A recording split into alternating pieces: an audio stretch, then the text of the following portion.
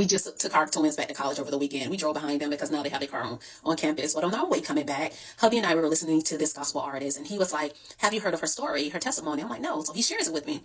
And so I was like, "Yeah, we all have a story to tell." And I looked at him and I was like, "What's your story?" So he shares his story in like 2 sentences. And I was like, "Wow, short and simple, but yet impactful." And so he looks at me, he was like, "What is your story?" And I'm like, my story is not short and simple. I said, so I'm going to have to think about a way where I can share my story with others in a concise way where it's just short and simple. And we both started laughing. And so on Sunday, number 2, Bishop talks about testimonies and people sharing their stories.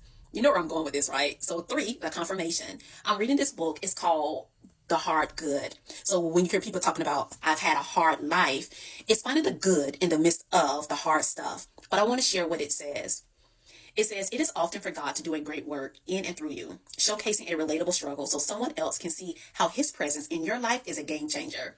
Think of testimonials you've heard through the years. Stories have the power to alter the way we have hope. It is why you often hear it said, your story matters.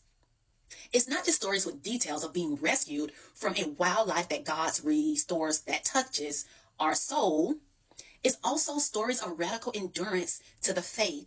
And we know that faith is a confidence and hope, things that we can't see, but we know it's going to come to fruition, right?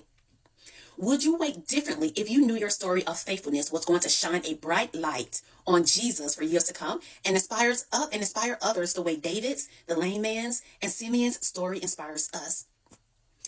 Remember, it says shine a bright light. So once we get through the hard stuff, that's our testimony. Are we going to take credit for that, or are we going to direct that light to be shined on Jesus? Because we know that anything that we've accomplished, it is not because of anything that I've done. It's not because of anything that you've done. Because in His Word, it says, I am what I am because God poured out a special favor unto me and not without results. So the result of me being a therapist, the result of me having a business, the result of me being a wife or mom and all these other things, it's not because of me. It's because He favored me and He poured it out, but not without results and definitely not without work from my end.